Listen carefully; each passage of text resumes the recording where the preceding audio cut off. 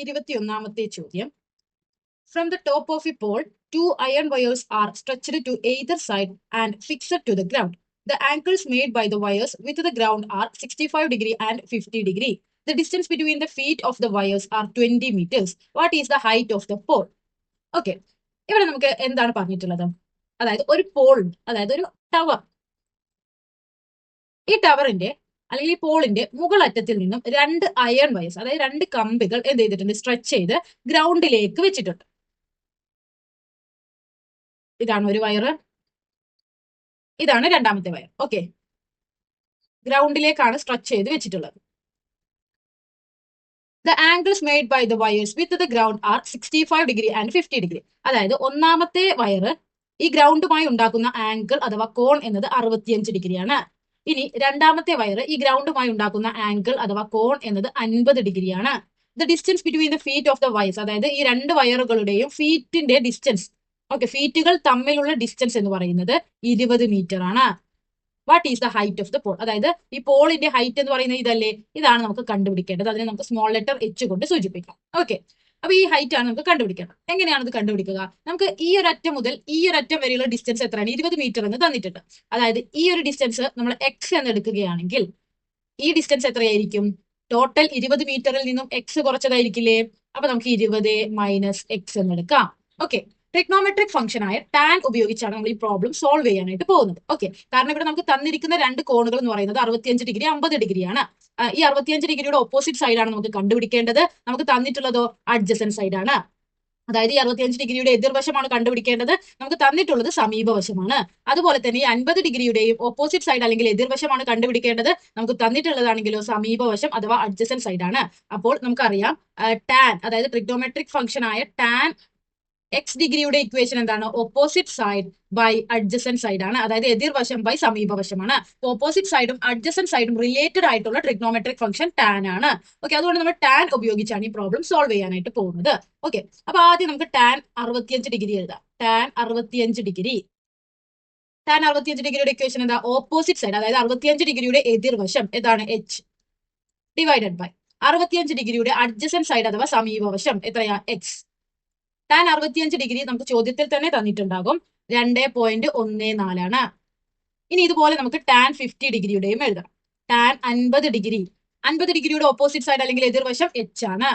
Divided by 50 ഡിഗ്രിയുടെ adjacent side അഥവാ സമീപവശം 20 minus x ആണ്. ഈക്വൽ ടു എത്രയാണ്? ടാൻ 50 ഡിഗ്രിയും നമുക്ക് തന്നിട്ടുണ്ടാകും ചോദ്യത്തിൽ തന്നെ, 1.19 ആണ്. ഇപ്പൊ ഈ ഇക്വേഷൻ നമുക്ക് എങ്ങനെ എഴുതാം? എച്ച് ഈക്വൽ ടു ഈ എക്സ് ഈ സൈഡിലേക്ക് വന്നു കഴിഞ്ഞാൽ 2.14 എക്സ്. ഓക്കെ, ഇതാണ് ഇക്വേഷൻ നമ്പർ 1. ഇനി ഈ ഇക്വേഷൻ നമുക്ക് എങ്ങനെ എഴുതാം? H equal to 1.19 into 20 minus x എന്ന് എഴുതിക്കൂടെ? ഇതാണ് ഇക്വേഷൻ നമ്പർ 2. ഓക്കെ, അപ്പൊ നമുക്ക് രണ്ട് ഇക്വേഷൻസ് കിട്ടിയിട്ടുണ്ട്. ഇത് രണ്ടും എന്താണ്? എച്ച് ഈക്വൽ ടു 2.14 എക്സ്, രണ്ടാമത്തെ equation H equal to 1.19 into 20 minus x ആണ്. അപ്പൊ രണ്ടും എച്ച് ഈക്വൽ ടു പറഞ്ഞിട്ടാണ് എഴുതിയിട്ടുള്ളത്. അതായത് നമുക്ക് എന്ത് പറഞ്ഞൂടെ? 2.14 എക്സും 1.19 ഇൻറ്റു 20 മൈനസ് എക്സും ഈക്വൽ ആണെന്ന് പറഞ്ഞൂടെ? ഓക്കെ, അപ്പൊ നമുക്ക് 1ഉം 2ഉം ഇക്വേഷൻസ് കമ്പയർ ചെയ്യുമ്പോൾ നമുക്ക് എന്ത് കിട്ടി? 2.14 എക്സ് എന്നത് 1.19 ഇൻറ്റു 20 മൈനസ് എക്സിന് ഈക്വൽ ആണ്. കാരണം രണ്ടും എന്താണ്? ഹൈറ്റ് ആണ്. ഓക്കെ, ഇനി ഇതിൽ നിന്നും നമുക്ക് എന്ത് ചെയ്യണം? അതായത് ഈ ഒരു ഇക്വേഷനിൽ നിന്നും എക്സിന്റെ വാല്യൂ കണ്ടുപിടിക്കണം. ഓക്കെ, എക്സിന്റെ വാല്യൂ കണ്ടുപിടിച്ചു കഴിഞ്ഞാൽ ആ വാല്യൂ ഈ ഇക്വേഷനിൽ ഇട്ട് കൊടുത്താൽ, അതായത് 2.14 ഇൻറ്റു എക്സിന്റെ വാല്യൂ ഇട്ട് കൊടുത്താൽ നമുക്ക് ഹൈറ്റ് കിട്ടില്ലേ? അപ്പൊ നമ്മൾ ആദ്യം തന്നെ എക്സിന്റെ വാല്യൂ ഈ ഒരു ഇക്വേഷൻ ഉപയോഗിച്ച് കണ്ടുപിടിക്കുകയാണ് ചെയ്യുന്നത്. ഓക്കെ, അപ്പൊ 2.14 എക്സ് അതേപോലെ എഴുതുന്നു, ഈക്വൽ ടു ഇതിന് ഉള്ളിലേക്ക് 1.19 ഉള്ളിലേക്ക് നമുക്ക് ഇൻറ്റു ചെയ്യണം, ഗുണിക്കണം. ഓക്കെ, 1.19 ഇൻറ്റു 20 എത്രയാണെന്ന് കണ്ടുപിടിക്കണം. നമുക്കറിയാം ഗുണിക്കുന്ന സമയത്ത് നമ്മൾ എന്താ ചെയ്യാറ്? ഡെസിമൽ പോയിന്റ് എല്ലാം മാറ്റി വെച്ചിട്ടാണ് ഗുണിക്കുക. Okay, 0 into 9 0, 0 into 1 0, 0 into 1 0, 2 into 9 18, 2 into 1 2 3, 2 into 1 2, plus 0 ഇറക്കി എഴുതി, 0 പ്ലസ് 8 8 ആണ്, 0 പ്ലസ് 3 3 ആണ്, 2 ഇറക്കി എഴുതി. അപ്പൊ നമുക്ക് എന്ത് കിട്ടി? 2 3 8 0. ഇനി നമുക്ക് ഡെസിമൽ പോയിന്റ് ഇടണം. അതായത് നമ്മളെ ചോദ്യത്തിൽ 1.19 ഇൻറ്റു 20 അല്ലേ നമ്മൾ 2 3 8 0 എന്ന് കണ്ടുപിടിച്ചത്. അപ്പൊ ഇവിടെ ഡെസിമൽ പോയിന്റ് കഴിഞ്ഞ് രണ്ട് സംഖ്യകളാണുള്ളത്. അപ്പൊ നമുക്ക് ഡെസിമൽ പോയിന്റ് രണ്ട് സംഖ്യകൾക്ക് പിന്നിലായി ഡെസിമൽ പോയിന്റ് ഇട്ട് കൊടുക്കണം. അതായത് 1.19 ഇൻറ്റു 20 എന്ത് കിട്ടി? 23.80 മൈനസ് 1.19 ഇൻറ്റു എക്സ് എന്ത് വന്നു? മൈനസ് 1.19 എക്സ് എന്ന് വന്നു. ഇനി ഇതിനെ നമുക്ക് ഈ സൈഡിലേക്ക് കൊണ്ടുവരാം. അതായത് 2.14x പ്ലസ് ഇത് മൈനസ് അല്ല, അതുകൊണ്ട് ഈ സൈഡിലേക്ക് വരുമ്പോൾ പ്ലസ് 1.19x ഈക്വൽ ടു 23.80. അതായത് ഈ ഇക്വേഷനിൽ നിന്ന് എക്സ് കണ്ടുപിടിക്കാനാണ് നമ്മൾ ഇത് ചെയ്യുന്നത്. ഇനി നമുക്ക് 2.14 1.19 കൂട്ടണം. ഓക്കെ, അപ്പൊ 2.14 പ്ലസ് 1.19 9 4 എത്രയാ 13. 1 പ്ലസ് 1 2 2 പ്ലസ് 1 3 ഡെസിമൽ പോയിന്റ് അതുപോലെ ഇറക്കി എഴുതുന്നു. 2 പ്ലസ് 1 3 നമുക്ക് എന്ത് കിട്ടി? 2.14x പ്ലസ് 1.19x എന്ന് പറയുന്നത് 3.33x എന്ന് കിട്ടി ഈക്വൽ ടു 23.8. ഇതിൽ നിന്ന് എക്സ് എങ്ങനെയാണ് കണ്ടുപിടിക്കുക? എക്സ് ഈക്വൽ ടു 23.8 ഹരിക്കണം 3.33. ഓക്കെ, അതായത് എക്സിന്റെ വാല്യൂ ആണ് ഇത്. 23.8 ഹരിക്കണം 3.33 എന്നത് എക്സിന്റെ വാല്യൂ ആണ്. ഇനി നമുക്ക് ഹൈറ്റ് ആണ് ഇവിടെ കണ്ടുപിടിക്കേണ്ടത്. ഈ ഇക്വേഷനിൽ എക്സിന്റെ സ്ഥാനത്ത് ഇത് ഇട്ട് കൊടുത്തു കഴിഞ്ഞാൽ നമുക്ക് ഹൈറ്റ് കിട്ടില്ലേ? അതായത് height of the pole equal to 2.14x ആണ്. അതായത് 2.14 ഇൻറ്റു 23.8 ഹരിക്കണം 3.33. ഓക്കെ, അപ്പൊ ഇത് കാൽക്കുലേറ്റ് ചെയ്യാൻ അറിഞ്ഞില്ല എങ്കിൽ ജസ്റ്റ് ഹൈറ്റ് ഈക്വൽ ടു പറഞ്ഞ് ഇത്രയും എഴുതി വെച്ചാൽ തന്നെ മാർക്ക് കിട്ടും. ഇനി ഇത് എങ്ങനെയാണ് ഹരിക്കുക എന്ന് പറഞ്ഞുതരാം. ആദ്യം തന്നെ നമുക്ക് 23.8 ഹരിക്കണം 3.33 കണ്ടുപിടിക്കണം. ഓക്കെ, അപ്പൊ നമുക്കറിയാം ഹരിക്കുമ്പോഴും ഗുണിക്കുന്ന സമയങ്ങളിലും ഡെസിമൽ പോയിന്റ് ഇല്ലാതെയാണ് ചെയ്യേണ്ടത്. അപ്പോൾ ഇവിടെ നമുക്ക് ഹരിക്കേണ്ടത് 23.8 ഹരിക്കണം 3.33 ആണ്. ഓക്കെ, ഇത് ഹരിക്കുന്ന സമയത്ത് നമുക്ക് ഈ ഡെസിമൽ പോയിന്റുകളെല്ലാം ചേഞ്ച് ചെയ്യാം. ഓക്കെ, അപ്പൊ ഇവിടെ അടിയിൽ ഡെസിമൽ പോയിന്റ് കഴിഞ്ഞ് എത്ര സംഖ്യകളുണ്ട്? 2 സംഖ്യകളില്ലേ? മുകളിലാണെങ്കിൽ 1 സംഖ്യ. അപ്പൊ ഈ 2 സംഖ്യകൾക്ക് പകരമായിട്ട് മുകളിൽ നമ്മൾ എന്ത് ചെയ്യണം? 2 പൂജ്യമാണ് ഇട്ട് കൊടുക്കേണ്ടത്. പക്ഷെ ഇവിടെ ഓൾറെഡി ഡെസിമൽ പോയിന്റ് കഴിഞ്ഞ 1 സംഖ്യ ഉള്ളത് കൊണ്ട് വീണ്ടും നമ്മൾ ഒറ്റ പൂജ്യം മാത്രം ഇട്ട് കൊടുത്താൽ മതി. ഇനി നമുക്ക് എന്ത് ചെയ്യാം? ഡെസിമൽ പോയിന്റ് ക്യാൻസൽ ചെയ്ത് എഴുതിയാൽ 2380 ഹരിക്കണം 333 ആണ് നമുക്ക് കണ്ടുപിടിക്കേണ്ടത്. ഇനി അത് സാധാ പോലെ നമ്മൾ സാധാരണ ഹരിക്കുന്നത് പോലെ ഹരിക്കണം. 2380 ഹരിക്കണം 333. 2380 എത്ര 333 ഉണ്ട്? 7. 7 ഇൻറ്റു 333 എത്രയാണ്? 2331. ഇനി 2380 നിന്നും 2333 പോയാൽ എത്രയാണ്? 49. 49ൽ 333 ഉണ്ടോ? ഇല്ല. അതുകൊണ്ട് നമ്മൾ ഇവിടെ ഒരു ഡെസിമൽ പോയിന്റ് ഇട്ട് കൊടുത്തതിന് ശേഷം ഇവിടെ ഒരു പൂജ്യം ഇട്ട് കൊടുക്കുന്നു. 490ൽ എത്ര 333 ഉണ്ട്? 1. 1 ഇൻറ്റു 333 333 തന്നെ. ഇനി 490ൽ നിന്നും 333 കുറച്ചാൽ എത്ര വരും? 157. ഓക്കെ, 157ൽ 333 ഉണ്ടോ? ഇല്ല. അപ്പൊ നമ്മൾ വീണ്ടും ഇവിടെ ഡെസിമൽ പോയിന്റ് ഇട്ട് കൊടുത്തത് കൊണ്ട് നമുക്ക് എത്ര പൂജ്യം വേണമെങ്കിലും ഇട്ട് കൊടുക്കാം. അപ്പൊ 1570ൽ എത്ര 333 ഉണ്ട്? 4. ഓക്കെ, 4 ഇൻറ്റു 333 എത്രയാണ്? 1332. ഇനി 1570ൽ നിന്നും 1332 കുറച്ചാൽ എത്ര വരും? 232. 232ൽ 333 ഉണ്ടോ? ഇല്ല. നമ്മൾ വീണ്ടും ഒരു പൂജ്യം ഇട്ട് കൊടുക്കുന്നു. 2320ൽ എത്ര 333 ഉണ്ട്? 6. ഓക്കെ, ഒരു ഡെസിമൽ പോയിന്റ് കഴിഞ്ഞ് ഒരു 3 സംഖ്യകൾ വരെ കാൽക്കുലേറ്റ് ചെയ്താൽ മതി. ഓക്കെ, അപ്പൊ നമുക്ക് എന്ത് കിട്ടി? 7.146 എക്സെട്ര. അതായത് 2.14 ഇൻറ്റു 7.146 നമുക്ക് അപ്രോക്സിമേറ്റ് ചെയ്ത് 7.15 എന്ന് എഴുതി കൂടെ? ഇനി ഇത് ഗുണിക്കണം. എങ്ങനെയാണ്? 715 ഡെസിമൽ പോയിന്റ് ക്യാൻസൽ ചെയ്ത് 715 ഇൻറ്റു 214. ഓക്കെ, 4 ഇൻറ്റു 5 എത്രയാണ്? 20. 4 ഇൻറ്റു 1 4 ആണ്. 5 6. 4 ഇൻറ്റു 7 എത്രയാണ്? 28 ആണ്. അടുത്തത് 1 ഇൻറ്റു 5 5. 1 ഇൻറ്റു 1 1. 1 ഇൻറ്റു 7 7. 2 ഇൻറ്റു 5 എത്രയാ? 10. 1 ഇവിടെ ഇട്ടു, 0 ഇവിടെ ഇട്ടു. ഇനി 2 ഇൻറ്റു 1 2 ആണ്. പ്ലസ് 1 3. 2 ഇൻറ്റു 7 എത്രയാ? 14. ഇനി ഇതെല്ലാം ആഡ് ചെയ്ത് എഴുതണം. 0 ഇറക്കി എഴുതുന്നു. 6ഉം 5 കൂട്ടിയാൽ എത്രയാ? 11. ഇനി 8 1 9 ആണ്. 9 1 10. 1 ഇവിടെ ഇട്ടു, 0 ഇവിടെ ഇട്ടു. ഇനി 2 1 എത്രയാ? 3. 3 3 6. 6ഉം 7ഉം എത്രയാണ്? 13. ഇനി 4ഉം 1ഉം എത്രയാണ്? 5. 1 ഇറക്കി എഴുതി. അപ്പൊ എന്ത് കിട്ടി? 1 5 3 0 1 0 എന്ന് കിട്ടിയില്ലേ? അത് നമ്മൾ ഇവിടെ എഴുതുകയാണ്. 1 5 3 0 1 0. ഇനി നമുക്ക് ഡെസിമൽ പോയിന്റ് ഇട്ട് കൊടുക്കണം. ഇവിടെ ഡെസിമൽ പോയിന്റ് കഴിഞ്ഞാൽ എത്ര സംഖ്യകളുണ്ട്? 1 2 3 4. അപ്പൊ 4 സംഖ്യകൾക്ക് പിന്നിലായി ഡെസിമൽ പോയിന്റ് ഇട്ട് കൊടുക്കുന്നു. അതായത് ഈ പോളിന്റെ ഹൈറ്റ് എന്ന് പറയുന്നത് അപ്രോക്സിമേറ്റ്ലി 15.3 മീറ്റർ ആണ്. അടുത്തത് 21ാമത്തെ B question. A child 1.6 meters tall, standing at the edge of a river bank, sees the top of a tree at the edge of the other bank at an angle of elevation 70 degree. Stepping back 10 meters, he sees it at an angle of elevation 40 degree. Draw a rough sketch showing these details. Calculate the width of the river and the height of the tree. Okay, അപ്പൊ ആദ്യം തന്നെ നമുക്കൊരു rough figure അല്ലെങ്കിൽ ഈ പറഞ്ഞ details വെച്ചൊരു ഏകദേശ ചിത്രം വരയ്ക്കുക എന്നതാണ്.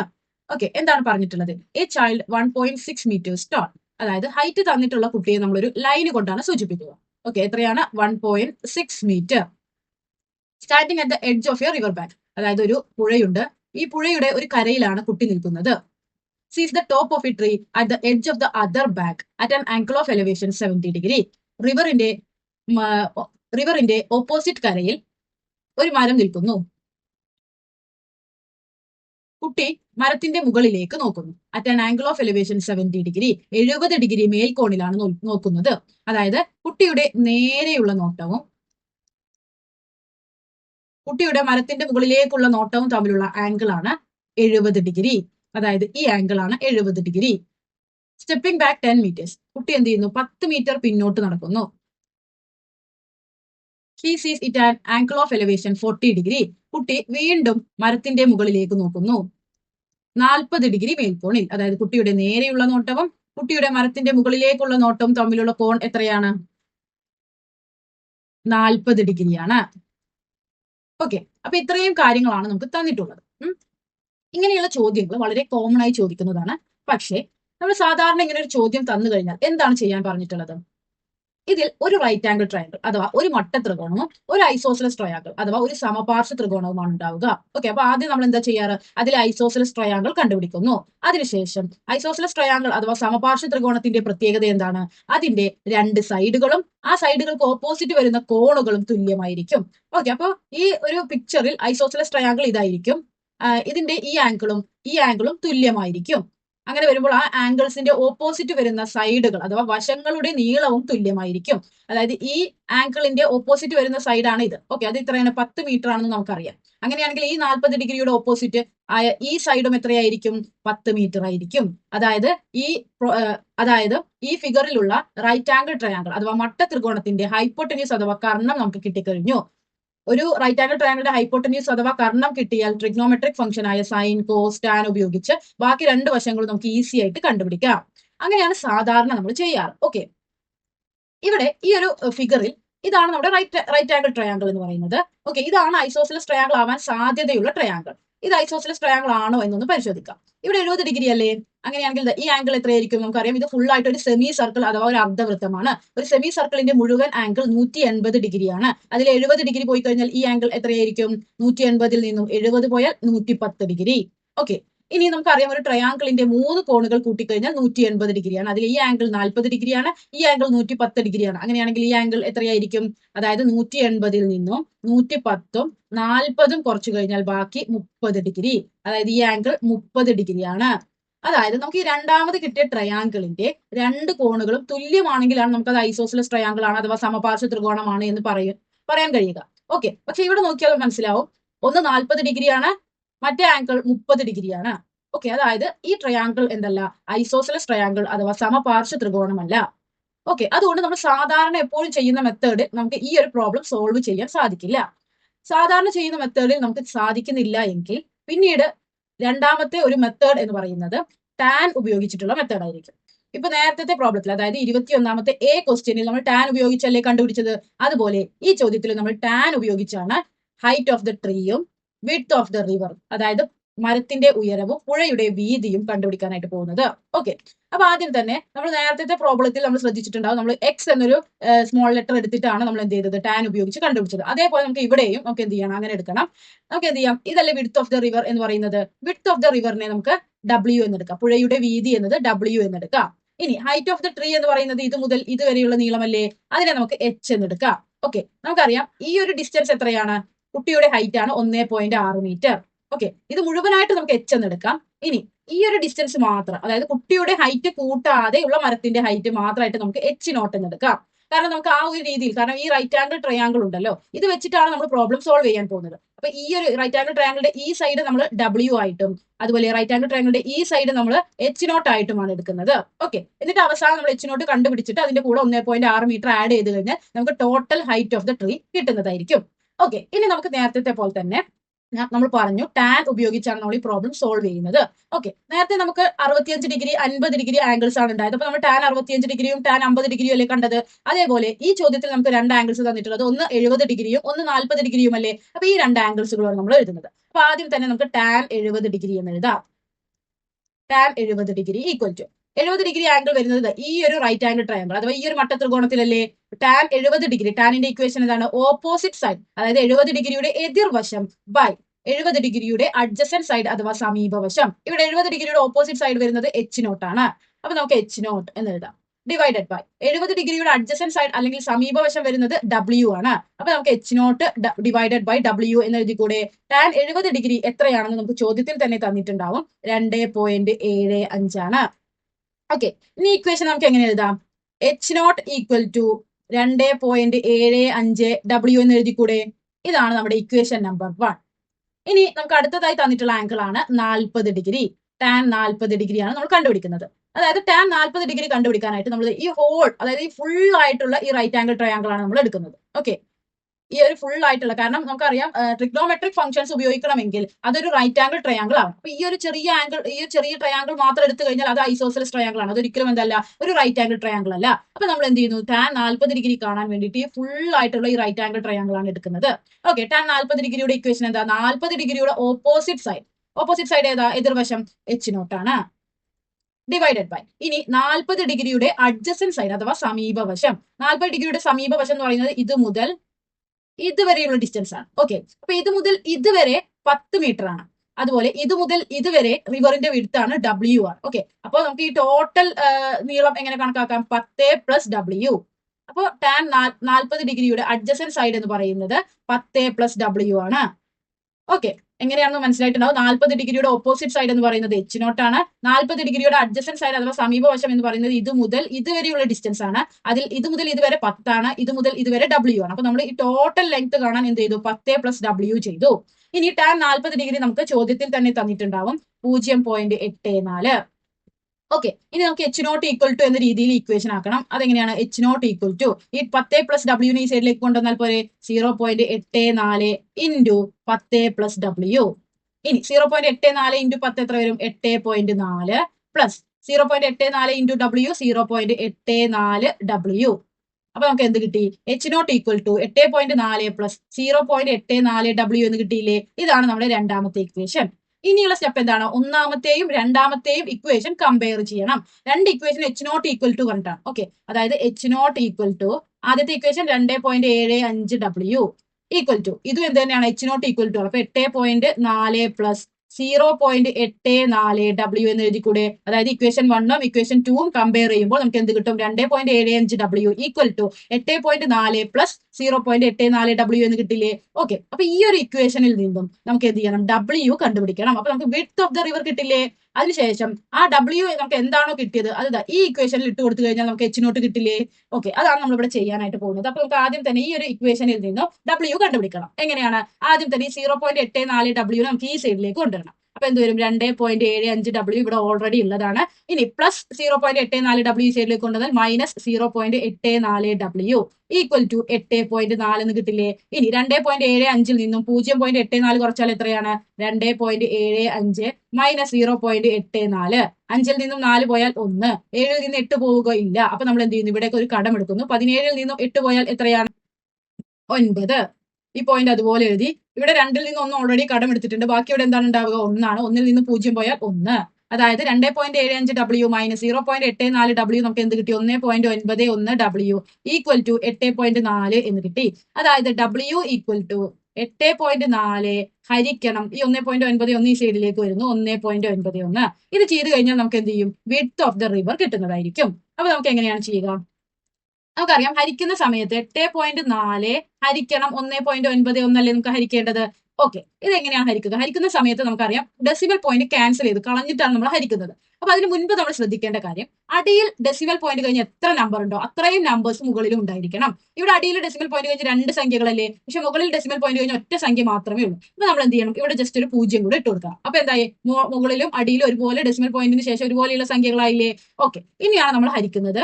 എങ്ങനെയാണ്? 840. ഓക്കെ, 8.40 നമ്മൾ 840 എന്ന് എഴുതുന്നു. ഇനി 1.91 നമുക്ക് 191 എന്ന് എഴുതാം. ഓക്കെ, അപ്പൊ ഇത് എങ്ങനെയാണ് ഹരിക്കുക? ആദ്യം തന്നെ 840 എത്ര 191 ഉണ്ട് എന്ന് നോക്കാം. 4 ഇൻറ്റു 191 എത്രയാണ്? 764. 840 നിന്നും 764 പോയാൽ എത്രയാണ്? 76. അപ്പൊ 76 191 ഉണ്ടോ? ഇല്ല. അപ്പൊ നമ്മളൊരു 0 ഇട്ട് കൊടുക്കുന്നു. 760 എത്ര 191 ഉണ്ട്? 3. അപ്പൊ ഇവിടെ നമ്മൾ 0 ഇട്ട് കൊടുക്കുന്ന സമയത്ത് ഇവിടെ നമ്മൾ നിർബന്ധമായ ഒരു ഡെസിമൽ പോയിന്റ് ഇട്ട് കൊടുക്കണം. ഓക്കെ, അപ്പൊ 760 എത്ര 191 ഉണ്ട്? 3. 3 ഇൻറ്റു 191 എത്രയാണ്? 573. 760 നിന്നും 573 പോയി കഴിഞ്ഞാൽ 187. 187 191 ഉണ്ടോ? ഇല്ല. അപ്പൊ നമ്മൾ ഇവിടെ ഒരു 0 കൂടെ ഇട്ട് കൊടുക്കുന്നു. ഇവിടെ ഡെസിമൽ പോയിന്റ് ഇട്ട് കഴിഞ്ഞാൽ നമുക്ക് എത്ര സ്റ്റെപ്പുകളിൽ വേണമെങ്കിലും 0 ഇട്ട് കൊടുക്കാം. 1870 എത്ര 191 ഉണ്ട്? 9. 9 ഇൻറ്റു 191 എത്രയാണ്? 1719. ഓക്കെ, 1870 നിന്നും 1719 പോയാൽ 151. 151 191 ഉണ്ടോ? ഇല്ല. അപ്പൊ നമ്മൾ വീണ്ടും ഒരു 0 ഇട്ട് കൊടുക്കുന്നു. ഇനി 1510 എത്ര 191 ഉണ്ട്? 7. ഓക്കെ, ഒരു ഡെസിമൽ പോയിന്റ് കഴിഞ്ഞ് 3 സംഖ്യ വരെ കിട്ടിക്കഴിഞ്ഞാൽ നമുക്ക് എന്ത് ചെയ്യാം? അവിടെ സ്റ്റോപ്പ് ചെയ്യാം. ഇനി നമുക്ക് എഴുതിക്കൂടെ? 8.4 ഹരിക്കണം 1.91 എത്രയാണ്? 4.397. നമുക്ക് വേണമെങ്കിൽ അത് അപ്രോക്സിമേറ്റ് ചെയ്തിട്ട് 4.4 എന്ന് എഴുതാം. കാരണം ഇവിടെ 3 കഴിഞ്ഞ് 9 അല്ലേ? 5ന്റെ മുകളിലാണ് അടുത്ത സംഖ്യ എങ്കിൽ നമുക്ക് എന്ത് ചെയ്യാം? അതിന്റെ തൊട്ട് ഇപ്പുറത്തുള്ള സംഖ്യയെ എന്ത് ചെയ്യാം? ഒരു സംഖ്യ കൂടുതലാക്കാം. അതായത് 3 എന്ത് ചെയ്യും? 4 ആവും. അപ്പൊ ഇവിടെ 5 ആയിരുന്നെങ്കിൽ 6 ആവും. ഓക്കെ, അത് നമ്മൾ ഡെസിമൽസ് എന്ന പാഠഭാഗത്തിൽ നമ്മൾ വ്യക്തമായി പഠിക്കുന്നുണ്ട്. അപ്പൊ 4.397 നമ്മൾ അപ്രോക്സിമേറ്റ് ചെയ്തിട്ട് 4.4 മീറ്റർ ആണ് വിഡ്ത്ത് ഓഫ് ദ റിവർ എന്ന് കിട്ടി. ഓക്കെ, അപ്പൊ നമുക്ക് W കിട്ടിയില്ലേ? ഇനി നമുക്ക് ഈ ഒന്നാമത്തെ ഇക്വേഷനിൽ Wന്റെ വാല്യൂ ഇട്ട് കൊടുത്തു കഴിഞ്ഞാൽ നമുക്ക് എന്ത് ചെയ്യും? H0 കിട്ടും. H0 ഈക്വൽ ടു 2.75 W ആണ് നമ്മുടെ ഒന്നാമത്തെ ഇക്വേഷൻ. ഇപ്പൊ ഈക്വൽ ടു 2.75 ഇൻറ്റു W എത്രയാ? 4.4. ഓക്കെ, ഇനി ഇത് എങ്ങനെയാണ് ഗുണിക്കുക? നമ്മൾ ഡെസിമൽ പോയിന്റ് എല്ലാം ക്യാൻസൽ ചെയ്ത് 275 into 44. Okay, 275 into 44. Decimal point എല്ലാം ക്യാൻസൽ ചെയ്തിട്ടാണ് നമ്മൾ ഇൻറ്റു ചെയ്യുന്നത്. ഇനി 4 ഇൻറ്റു 5 എത്രയാണ്? 20. 2 ഇവിടെ എഴുതി, 0 ഇവിടെ എഴുതി. 4 ഇൻറ്റു 7 എത്രയാണ്? 28. 28 കൂടെ 2 കൂട്ടിക്കഴിഞ്ഞാൽ 30. 3 അവിടെ എഴുതി, 0 ഇവിടെ എഴുതി. 4 ഇൻറ്റു 2 എത്ര? 8. 8 കൂടെ 3 കൂട്ടിക്കഴിഞ്ഞാൽ 3 കൂട്ടിയാൽ അപ്പൊ തന്നെ അത് ക്യാൻസൽ ചെയ്യുക. 8ൽ കൂടെ 3 കൂട്ടിക്കഴിഞ്ഞാൽ 11. ഓക്കെ, ഇനി വീണ്ടും 4 ഇൻറ്റു 5 എത്രയാണ്? 20. 2 എഴുതി ഇവിടെ, 0 ഇവിടെ എഴുതി. 4 ഇൻറ്റു 7 എത്രയാണ്? 28 ആണ്. 28ലൂടെ 2 കൂട്ടിക്കഴിഞ്ഞാൽ 30. 3 അവിടെ എഴുതി, 0 ഇവിടെ എഴുതി. 4 ഇൻറ്റു 2 എത്ര? 8. 8ലൂടെ 3 കൂട്ടിക്കഴിഞ്ഞാൽ 11. ഇനി ഇത് ആഡ് ചെയ്യണം. 0 ഇറക്കി എഴുതുന്നു. 0 ഇറക്കി എഴുതി. 1 + 0 1. 1 + 1 2. 1 ഇറക്കി എഴുതി. ഓക്കെ, അപ്പൊ നമുക്ക് എന്താണ് കിട്ടിയത്? 1 2 1 0 0 എന്ന് കിട്ടിയില്ലേ? ഇനി ഡെസിമൽ പോയിന്റ് കഴിഞ്ഞ് എത്ര സംഖ്യകളുണ്ട്? ഇവിടെ ഡെസിമൽ പോയിന്റ് കഴിഞ്ഞ് 2 സംഖ്യകളും ഇവിടെ ഡെസിമൽ പോയിന്റ് കഴിഞ്ഞ് 1 സംഖ്യയുമാണുള്ളത്. അപ്പൊ ടോട്ടൽ 3 സംഖ്യകൾ. അപ്പൊ 3 സംഖ്യകൾക്ക് പിന്നിലായി ഡെസിമൽ പോയിന്റ് ഇട്ട് കൊടുക്കുന്നു. അതായത് ഈ മരത്തിന്റെ കുട്ടിയുടെ ഹൈറ്റ് കൂട്ടാതെയുള്ള ഹൈറ്റ് ആണ് H0 എന്ന് പറയുന്നത്. അത് എത്രയാണ്? 12.1 മീറ്റർ ആണ്. ഇനി നമുക്ക് total height of the tree കണ്ടുപിടിക്കണം. അതിനെന്ത് ചെയ്യണം? H0ന്റെ കൂടെ കുട്ടിയുടെ ഹൈറ്റ് ആയ 1.6 കൂടി ആഡ് ചെയ്യണം. ഇനി 12.1 + 1.6. കാരണം നമ്മൾ H0 എന്ന് പറയുന്നത് ഇത് മുതൽ ഇതുവരെയുള്ള ഹൈറ്റ് ആണ് നമുക്ക് 12.1 കിട്ടിയിട്ടുള്ളത്. അത് കഴിഞ്ഞ് കുട്ടിയുടെ ഹൈറ്റും കൂടെ കൂട്ടിയാലാണ് മരത്തിന്റെ മുഴുവൻ ഹൈറ്റും ആവുന്നത്. ഓക്കെ, അപ്പൊ 12.1ന്റെ കൂടെ നമ്മൾ കുട്ടിയുടെ ഹൈറ്റ് ആയ 1.6 കൂടെ കൂട്ടണം. 12.1 + 1.6. 1 6 കൂട്ടിയാൽ 7. ഡെസിമൽ പോയിന്റ് അതുപോലെ എഴുതുന്നു. 2 1 3. 1 ഇറക്കി എഴുതി. അതായത് മരത്തിന്റെ ടോട്ടൽ ഹൈറ്റ് എന്ന് പറയുന്നത് 13.7 മീറ്റർ ആണ്. ഇവിടെ നമുക്ക് വിഡ്ത്ത് ഓഫ് ദ റിവർ, അതായത് പുഴയുടെ വീതി കിട്ടിയത് 4.4 മീറ്റർ ആണ്. ഹൈറ്റ് ഓഫ് ദ ട്രീ, അതായത് മരത്തിന്റെ ഉയരം കിട്ടിയത് 13.7 മീറ്റർ ആണ്. ഇവിടെ നമ്മൾ ചെയ്തത് എങ്ങനെയാണ്? നമ്മൾ 21ാമത്തെ ക്വസ്റ്റ്യൻ ചെയ്ത സെയിം മെത്തേഡിൽ തന്നെയാണ് ഇവിടെ നമ്മൾ ചെയ്തിട്ടുള്ളത്. അപ്പൊ എപ്പോഴും ശ്രദ്ധിക്കുക, നമ്മൾ സാധാരണ ചെയ്യുന്ന ഒരു രീതിയിലല്ല ചോദ്യം വന്നിട്ടുള്ളത്. നമ്മൾ കുറച്ചും കൂടി കൺഫ്യൂഷൻ ആക്കുന്ന രീതിയിലാണെങ്കിൽ എപ്പോഴും എന്ത് ചെയ്യുക? ഈ ഒരു മെത്തേഡ് സ്വീകരിക്കുക. അതായത് നമുക്ക് അതിൽ 2 ആംഗിൾസ് തന്നിട്ടുണ്ടാവും അല്ലെ? ആ 2 ആംഗിൾസും ടാൻ വെച്ച് ചെയ്യുക. അപ്പോൾ തന്നെ നമുക്ക് അവിടെ 2 ഇക്വേഷൻസ് കിട്ടുക. 2 ഇക്വേഷൻസ് കമ്പയർ ചെയ്താൽ തന്നെ കണ്ടുപിടിക്കേണ്ട മെഷർമെന്റിന്റെ ഒരു ഐഡിയ നമുക്ക് എന്ത് ചെയ്യും? കിട്ടും. അടുത്ത ചോദ്യം 22ാമത്തെ ചോദ്യം. The lengths of the perpendicular sides of a right triangle are x, y and its hypotenuse is z.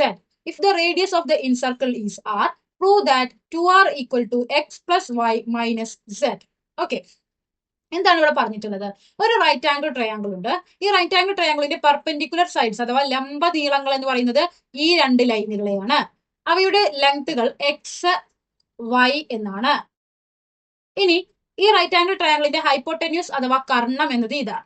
Right angle ട്രയാങ്കിളിന്റെ 90 ഡിഗ്രിയുടെ ഓപ്പോസിറ്റ് സൈഡിനെയാണ് നമ്മൾ ഹൈപ്പോട്ടന്യൂസ് അഥവാ കർണം എന്ന് പറയുന്നത്. അപ്പൊ ഈ റൈറ്റ് ആംഗിൾ ട്രയാംഗിളിന്റെ ഹൈപ്പോട്ടന്യൂസ് ഇതാണ്. അതിനെ നമ്മൾ Z എന്നാണ് അതിന്റെ ലെങ്ത് ആയിട്ട് എടുക്കുന്നത്. ഇനി if the radius of the incircle is R, ഇനി ഈ ട്രയാംഗിളിന്റെ ഉള്ളിൽ വരുന്ന ഇൻസർക്കിൾ അഥവാ അന്തർവൃത്തത്തിന്റെ സെന്റർ ഇതാണ്. അതിനെ നമുക്ക് O എന്ന ലെറ്റർ കൊണ്ട് സൂചിപ്പിക്കാം. ഈ ഇൻസർക്കിളിന്റെ റേഡിയസ് അഥവാ ആരം സ്മോൾ ലെറ്റർ R കൊണ്ടാണ് സൂചിപ്പിക്കുന്നത്. ഓക്കെ, അങ്ങനെയാണെങ്കിൽ നമുക്ക് 2R equal to x plus y minus Z എന്ന് പ്രൂവ് ചെയ്യാനാണ് പറഞ്ഞിട്ടുള്ളത്. ഓക്കെ, ഒരു ട്രയാങ്കിളും അതിന്റെ ഇൻസർക്കിളും അഥവാ ഒരു ത്രികോണവും അതിന്റെ അന്തർവൃത്തവും തന്നു കഴിഞ്ഞാൽ നമ്മൾ മനസ്സിലാക്കണം അത് ടാൻജൻസ് അഥവാ തൊടുവരകൾ എന്ന പാഠഭാഗത്തിൽ നിന്നാണ്. ഓക്കെ, ഇനി ഒരു ട്രയാങ്കിൾ അഥവാ ഒരു ത്രികോണവും ഒരു സർക്കിൾ അഥവാ പരിവൃത്തവുമാണ് തന്നിട്ടുള്ളത് എങ്കിൽ നമ്മൾ മനസ്സിലാക്കണം അത് ഒന്നുമില്ലെങ്കിൽ ട്രിഗ്നോമെട്രി എന്ന പാഠഭാഗത്തിലെയോ അല്ലെങ്കിൽ സർക്കിൾസ് ആൻഡ് ആംഗിൾസ് വൃത്തങ്ങളും കോണുകളും എന്ന പാഠഭാഗത്തിലെയോ ചോദ്യമാണ്. ഓക്കെ, ഇപ്പൊ ഇവിടെ നമുക്ക് തന്നിട്ടുള്ളത് ഒരു ട്രയാങ്കിളും അതിന്റെ ഇൻസർക്കിളുമാണ് അഥവാ ഒരു ത്രികോണവും അതിന്റെ അന്തർവൃത്തവുമാണ്. അത് ഏത് പാഠത്തിലെയാണ്? ടാൻജൻസ് എന്ന പാഠത്തിലെയാണ്. അപ്പൊ ഈ പ്രൂഫ് നമ്മൾ ടാൻജൻസ് അഥവാ തൊടുവരകൾ എന്ന പാഠഭാഗത്തിലെ കുറച്ച് കാര്യങ്ങൾ എടുത്തിട്ടാണ് സോൾവ് ചെയ്യാനായിട്ട് പോകുന്നത്. രണ്ട് കാര്യങ്ങളാണ് നമ്മൾ ഉപയോഗിക്കുന്നത്. ഒന്ന്, ഒരു സർക്കിളിന്റെ ഔട്ട്സൈഡ് പോയിന്റിൽ നിന്നും ഈ വൃത്തത്തിലേക്ക് വരുന്ന രണ്ട് ടാൻജൻസുകളും തുല്യമായിരിക്കും. അപ്പൊ പി എന്ന പോയിന്റിൽ നിന്ന് ഈ വൃത്തത്തിലേക്ക് വരുന്ന രണ്ട് ടാൻജൻസ് അഥവാ തൊടുവരകളാണ് പി എ പി ബി. ഇവയുടെ ലെങ്ത് അഥവാ നീളങ്ങൾ തുല്യമായിരിക്കും. ഇതാണ് നമ്മൾ ഒന്നാമത് പഠിക്കുന്ന ഒരു കാര്യം. ഇനി മറ്റൊരു കാര്യം എന്താണ്? ഒരു സർക്കിൾ, ഈ സർക്കിളിന്റെ റേഡിയസ് ആണിത്. ഈ സർക്കിളിന്റെ റേഡിയസ് സർക്കിളിൽ ടച്ച് ചെയ്യുന്ന പോയിന്റിലൂടെ കടന്നു പോകുന്ന ഒരു ടാൻജന്റ് അഥവാ തൊടുവരയാണ് ഇത്. ഈ റേഡിയസും ഈ ടാൻജൻസും ഈ ആരവും ഈ തൊടുവരയും തമ്മിലുള്ള ആംഗിൾസുകൾ 90 ഡിഗ്രി ആയിരിക്കും. ഈ രണ്ട് കാര്യങ്ങൾ ഉപയോഗിച്ചാണ് നമ്മൾ ഈ പ്രൂഫ് ചെയ്യാനായിട്ട് പോകുന്നത്. ഓക്കെ, ഇനി നമുക്ക് ആദ്യം തന്നെ ഈ ട്രയാങ്കിളിന് ഒരു നെയിം ഇടാം, ABC. ഓക്കെ, ഇനി ഈ സർക്കിള് ഈ ട്രയാങ്കിളിൽ ടച്ച് ചെയ്യുന്ന പോയിന്റ്സിൽ അവിടെ നമുക്ക് ഓരോ നെയിമുകൾ ഇടാം. അതായത് AB എന്ന ലൈനിൽ ഈ സർക്കിൾ ടച്ച് ചെയ്യുന്ന ഈ പോയിന്റിനെ P എന്നും, BC എന്ന ലൈനിൽ ഈ സർക്കിൾ ടച്ച് ചെയ്യുന്ന പോയിന്റിനെ Q എന്നും, AC എന്ന ലൈനിൽ ഈ സർക്കിൾ ടച്ച് ചെയ്യുന്ന ഈ പോയിന്റിനെ R എന്നും ഇടാം. ഓക്കെ, ഇനി നമ്മൾ ആദ്യം ചെയ്യാൻ പോകുന്നത് പിയിൽ നിന്ന് ഓയിലേക്ക് ഒരു ലൈൻ വരയ്ക്കും.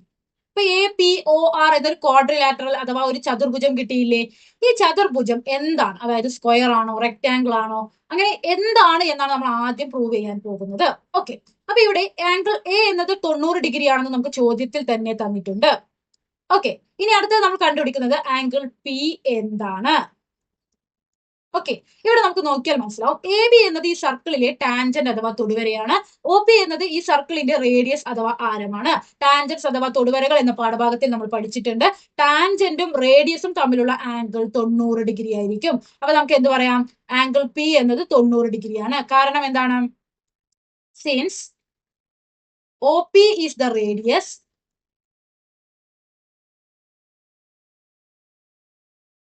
and AB is the tangent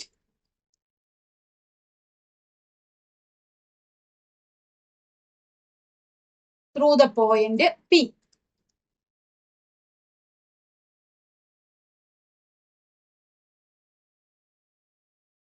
Therefore, the angle between the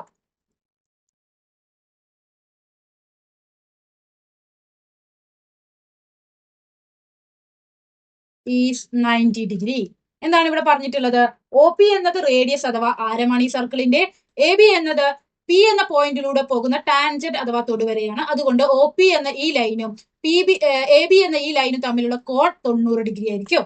okay, അതേപോലെ തന്നെയാണ് നമ്മൾ അടുത്തത് ആംഗിൾ Rഉം 90 ഡിഗ്രി ആണെന്ന് പറയുന്നത്.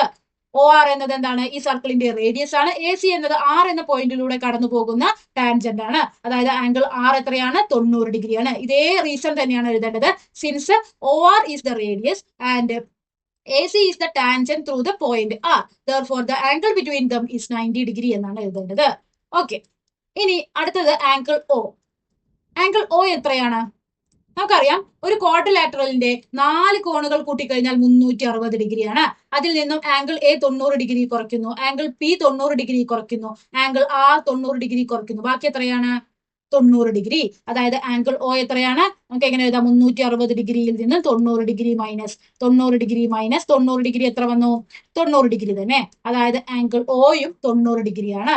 അതായത് നമുക്ക് എന്ത് കിട്ടി? ക്വാഡ്രിലാറ്ററലിന്റെ 4 കോണുകളും 90 ഡിഗ്രി വീതമാണെന്ന് കിട്ടിയില്ലേ? അതായത് ഈ ക്വാഡ്രിലാറ്ററൽ ഒന്നില്ലെങ്കിൽ ഒരു റെക്ടാംഗിൾ ആണ് അഥവാ ഒരു ചതുരമാണ്. അല്ല എങ്കിൽ അതൊരു സ്ക്വയർ അഥവാ ഒരു സമചതുരമാണ്. ഇനി ഇതിൽ ഏതാണ് എന്നാണ് നമ്മൾ അടുത്തതായി കണ്ടുപിടിക്കുന്നത്. ഓക്കെ, ഈ ഒ ആറിന്റെ ലെങ്ത് എത്രയാ? സ്മോൾ ലെറ്റർ ആർ അല്ലേ? ഒ പിയുടെ ലെങ്ത്തും സ്മോൾ ലെറ്റർ ആർ ആണ്, കാരണം അതും എന്താണ് ഈ സർക്കിളിന്റെ റേഡിയസ് ആണ്. ഓക്കെ, അപ്പോൾ നമുക്കറിയാം ഒരു റെക്ടാംഗിൾ ആയാലും സ്ക്വയർ ആയാലും ഓപ്പോസിറ്റ് സൈഡുകൾ തുല്യമായിരിക്കും. ഈ ഒ പിയുടെ ഓപ്പോസിറ്റ് ആണ് എ ആർ, ഇത് എന്താണ് ആറാണ്. ഒ ആറിന്റെ ഓപ്പോസിറ്റ് ആണ് എ പി, ഇതും ആറാണ്. അതായത് ഈ ക്വാഡ്രിലാറ്ററലിന്റെ 4 സൈഡുകളും 4 കോണുകളും തുല്യമാണ്. Therefore നമുക്ക് എന്ത് പറയാം? അതായത് അതുകൊണ്ട് എഴുതണം A R equal to O R equal to O P equal to A P equal to small letter R. Therefore നമുക്ക് എന്ത് പറയാം? എ പി ഒ ആർ എന്നത് എന്താണ്? ഈസ് എ സ്ക്വയർ, ഒരു സമചതുരമാണെന്ന് പറഞ്ഞൂടെ? ഓക്കെ, ഇത് എന്തിനാണ് ഒരു സമചതുരമാണെന്ന് ആദ്യം പ്രൂവ് ചെയ്യുന്നത്? ഈ ലെങ്ത് എ ആറിന്റെയും എ പിയുടെയും ലെങ്ത് നമുക്ക് ഈ പ്രൂഫിന് ആവശ്യമുണ്ട്. അത് കണ്ടുപിടിക്കാൻ വേണ്ടിയിട്ടാണ് എ പി ഒ ആർ ഒരു സ്ക്വയർ ആണെന്ന് പ്രൂവ് ചെയ്തത്. ഓക്കെ, ഇനി എന്താണ് ചെയ്യുന്നത്? നമുക്കറിയാം എ മുതൽ സി വരെയുള്ള ഡിസ്റ്റൻസ് എക്സ് അല്ലേ? എ മുതൽ ആർ വരെയുള്ള ഡിസ്റ്റൻസ് ആർ ആണെന്ന് തന്നിട്ടുണ്ട്. അങ്ങനെയാണെങ്കിൽ ആർ മുതൽ സി വരെയുള്ള ഡിസ്റ്റൻസ് എന്തായിരിക്കും? ടോട്ടൽ എക്സിൽ നിന്നും ഈ ആർ കുറച്ചാൽ പോരെ? അതായത് ആർ മുതൽ സി വരെയുള്ളത് എക്സ് മൈനസ് ആർ എന്ന് എഴുതിക്കൂടെ? ഓക്കെ, അതേപോലെ തന്നെ ഇവിടെ എ മുതൽ പി വരെയുള്ള ഡിസ്റ്റൻസ് സ്മോൾ ലെറ്റർ ആർ ആണ്, എ മുതൽ ബി വരെയുള്ള ഡിസ്റ്റൻസ് വൈ ആണെന്ന് നമുക്കറിയാം. അങ്ങനെയാണെങ്കിൽ പി മുതൽ ബി വരെയുള്ള ഈ ഡിസ്റ്റൻസ് എത്രയായിരിക്കും? ടോട്ടൽ വൈയിൽ നിന്നും ആർ കുറച്ചാൽ പോരെ? അപ്പൊ നമുക്ക് പി ബി എന്നത് വൈ മൈനസ് ആർ എന്ന് എഴുതാം. ഇനിയാണ് നമ്മൾ ഈ ഒരു ഇത് ഉപയോഗിക്കുന്നത്, അതായത് ഔട്ട്സൈഡ് പോയിന്റിൽ നിന്നും വൃത്തത്തിലേക്ക് രണ്ടേ രണ്ട് ടാൻജൻസ് മാത്രമേ വരികയുള്ളൂ, ആ രണ്ട് ടാൻജൻസിന്റെയും നീളങ്ങൾ തുല്യമായിരിക്കും എന്ന് ഈ ഒരു തിയറം ഉപയോഗിക്കുന്നത് ഇനിയാണ്. ഓക്കെ, അതായത് സി എന്നൊരു ഔട്ട്സൈഡ് പോയിന്റ്, ഈ ഔട്ട്സൈഡ് പോയിന്റിൽ നിന്ന് വൃത്തത്തിലേക്ക് വരുന്ന രണ്ട് ടാൻജൻസ് അഥവാ തൊടുവരകളാണ് സി ആറും സി ക്യൂ. ഓക്കെ, അപ്പൊ C R x minus R ആണെങ്കിൽ സി ക്യൂ എന്ത് തന്നെയായിരിക്കും? എക്സ് മൈനസ് ആർ തന്നെയായിരിക്കും.